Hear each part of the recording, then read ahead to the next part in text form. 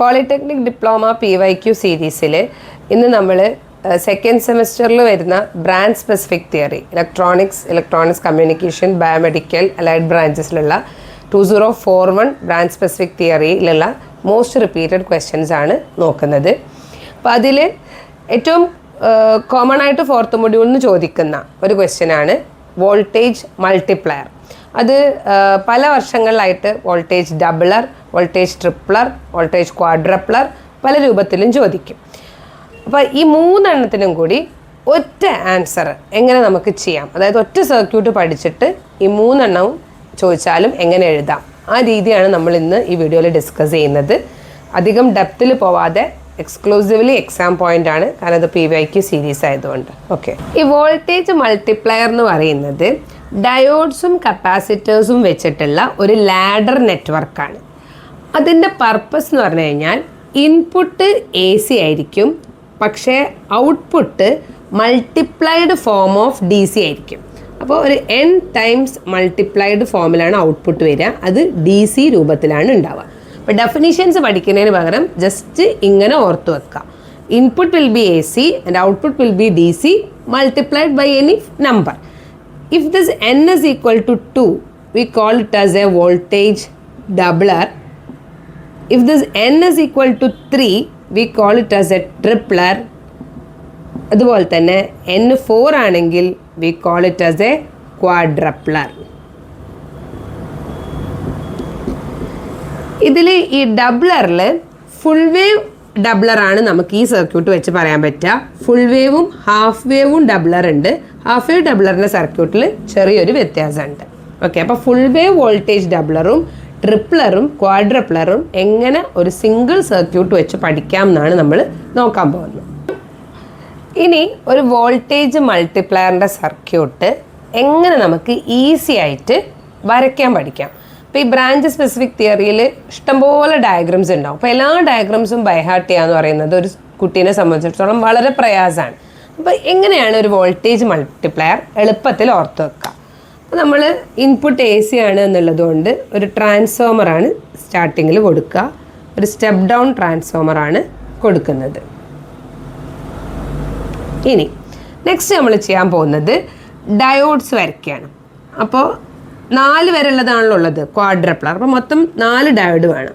ആദ്യത്തെ ഡയോഡ് താഴോട്ട് വരയ്ക്കാം, അപ്പോൾ അടുത്തത് മുകളിലോട്ട് വരയ്ക്കാം, അതിൻ്റെ അടുത്തത് താഴോട്ട് വരയ്ക്കാം, അടുത്തത് മുകളിലോട്ട് വരയ്ക്കാം. ഇപ്പോൾ ഒരാൾ എക്സാം സമയത്ത് ഇത് താഴോട്ട് എന്നുള്ളത് മറന്നിട്ട് മുകളിലോട്ട് വരച്ചു വിചാരിക്കുക, തെറ്റൊന്നുമില്ല. അപ്പോൾ ഇത് തിരിച്ച് വരയ്ക്കണം. അപ്പോൾ ആദ്യം താഴെയാണെങ്കിൽ താഴെ മേലെ ഇതാണെങ്കിൽ നേരെ ഓപ്പോസിറ്റ്. ഇനി എന്ത് ചെയ്യും, കപ്പാസിറ്റർ പ്ലേസ് ചെയ്യാൻ പോവാണ്. ഇവിടെ വെക്കുന്നു, അടുത്ത ഇവിടെ താഴെ വെക്കുന്നു, അടുത്ത ഇവിടെ മുകളിൽ കൊടുക്കുന്നു, പിന്നത്തേത് ഇവിടെ താഴെ കൊടുക്കുന്നു. ഇതോടുകൂടി നമ്മുടെ സർക്യൂട്ട് കഴിഞ്ഞു. ഇനി നമ്മൾ ജസ്റ്റ് ഇതിങ്ങനെ ക്ലോസ് ചെയ്ത് കൊടുക്കാം. ഇനി എന്താണ് അടുത്ത സ്റ്റെപ്പ് എന്ന് പറഞ്ഞു കഴിഞ്ഞാൽ ഇൻപുട്സ് ഒക്കെ മാർക്ക് ചെയ്യലാണ്. ഇൻപുട്സ് എല്ലാം നെയിമിംഗ് ആണ്. അപ്പോൾ ഇത് 230 വോൾട്ട് 50 ഹെർട്സ്. ഇതിന് C1 കൊടുക്കുക, D1, ഇവിടെ C2, D2, C3, D3, C4, D4. ഇനി മാർക്ക് ചെയ്യുന്നത് എങ്ങനെയാണെന്ന് വെച്ച് കഴിഞ്ഞാൽ താഴെ ഇരട്ടയാണ് വരിക, അതായത് ഡബ്ലർ ഇവിടെ വരും, ക്വാഡ്രപ്ലറും ഇവിടെ വരും, മുകളിൽ ട്രിപ്ലർ വരും.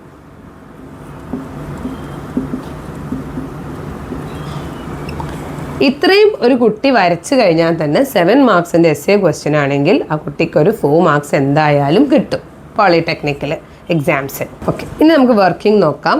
അപ്പോൾ വർക്കിങ്ങിൽ ഇനീഷ്യലി എല്ലാ കപ്പാസിറ്റേഴ്സും ചാർജ്ഡ് അല്ലാത്ത കണ്ടീഷനിൽ അക്രോസ് വോൾട്ടേജ് 0 ആണ് എന്നുള്ള കണ്ടീഷനിലാണ് നമ്മൾ സ്റ്റാർട്ട് ചെയ്യുന്നത്. ഫസ്റ്റ് നമ്മൾ തുടങ്ങുന്നത് നെഗറ്റീവ് ഹാഫ് സൈക്കിളിൽ നിന്ന് തുടങ്ങാം. First negative half cycle.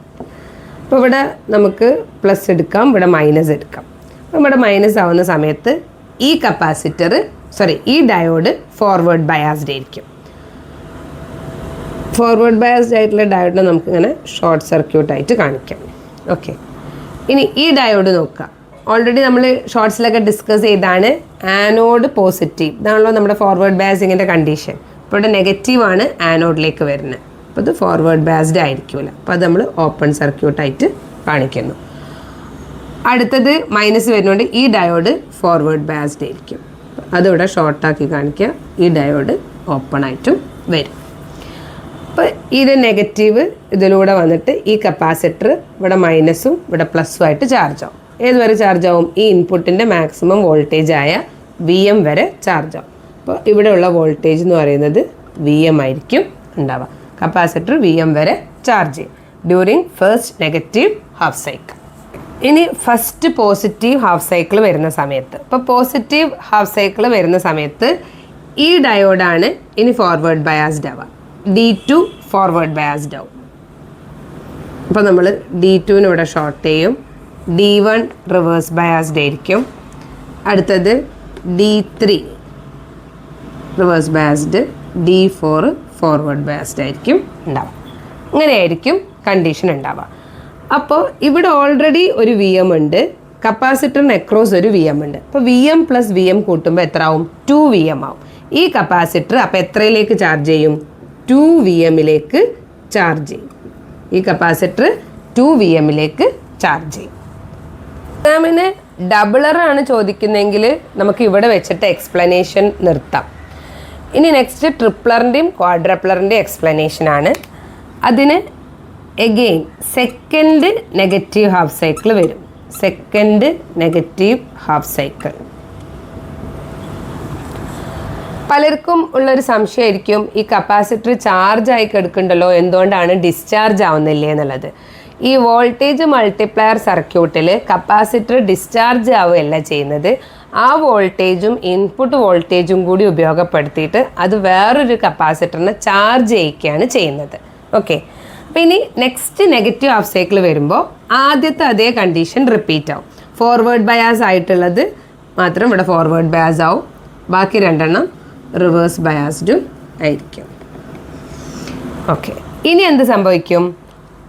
ഈ കപ്പാസിറ്റർ ഇവിടെ 2VMലാണ് ചാർജ് ചെയ്യുന്നത്. ആ 2VM ഈ ഷോർട്ട് സർക്യൂട്ട് വഴി ഈ കപ്പാസിറ്ററിനെ 2VMലേക്ക് ചാർജ് ആക്കും. അപ്പോൾ ഈ കപ്പാസിറ്ററിന് അക്രോസ് എത്ര വരും? 2VM. അപ്പോൾ നമ്മൾ ട്രിപ്ലറിൻ്റെ ഔട്ട്പുട്ട് എവിടെ നിന്നാണ് എടുക്കുന്നത്? ഈ പോയിന്റിൽ നിന്നും എടുക്കണം. അപ്പോൾ 2VM പ്ലസ് VM 3VM ഇവിടെ കിട്ടും. അപ്പോൾ നമ്മൾ ഇൻപുട്ട് കൊടുക്കുന്നത് ഇവിടെ 6 വോൾട്ട് AC ആണ് എന്ന് വിചാരിക്കുക. നമുക്ക് കിട്ടുന്നത് 18 വോൾട്ട് DC ആയിരിക്കും. അതാണ് ഈ സർക്യൂട്ടിൻ്റെ ബെനിഫിറ്റ്. ഇത് മെയിനായിട്ടും യൂസ് ചെയ്യണമെന്ന് പറഞ്ഞിട്ടുണ്ടെങ്കിൽ നമ്മളെ TVൻ്റെ CRTകളിൽ, അതുപോലെ ഈ വലിയ വലിയ ഓട്ടോമൊബൈൽ പ്ലാന്റുകൾ ഉണ്ടാവുമല്ലോ, വണ്ടികൾ, അതിൻ്റെ സ്പ്രേ പെയിൻറ്റിങ് മെഷീന് മെയിനായിട്ടും ഒരു വോൾട്ടേജ് മൾട്ടിപ്ലയർ സർക്യൂട്ട് വെച്ചിട്ടാണ് വർക്ക് ചെയ്യണം. കുഞ്ഞൻ സർക്യൂട്ട് ആണെങ്കിലും ഒരുപാട് ഇൻഡസ്ട്രിയൽ ആപ്ലിക്കേഷൻ ഉള്ള ഒരു സർക്യൂട്ടാണ് ഈ വോൾട്ടേജ് മൾട്ടിപ്ലയർ എന്ന് പറയുന്നത്. നെക്സ്റ്റ് ക്വാഡ്രപ്ലറിൻ്റെ വർക്കിംഗ് ആണ്. അപ്പോൾ അത് second positive half cycle. Second positive half cycle വരുമ്പോൾ ഈ ഫസ്റ്റ് പോസിറ്റീവ് ഹാഫ് സൈക്കിളിൻ്റെ അതേ കണ്ടീഷൻ തന്നെ വരും.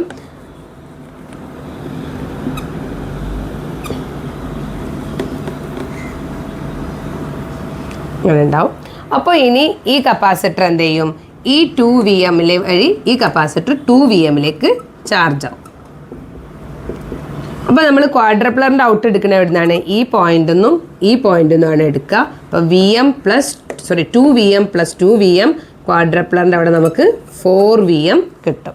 എത്രയാണ് ഇൻപുട്ട് അതിൻ്റെ 4 ഇരട്ടി DC നമുക്ക് ഔട്ട്പുട്ടിൽ കിട്ടും.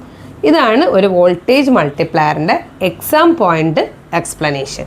Single diagram, answer to 3 different questions. ഭാഗ്യമുണ്ടെങ്കിൽ ഇതിൽ നിന്ന് 2 ചോദ്യം കിട്ടും. ഒന്ന് 3 മാർക്കിനും ഒന്ന് essayയിലും കിട്ടും. Okay, thank you.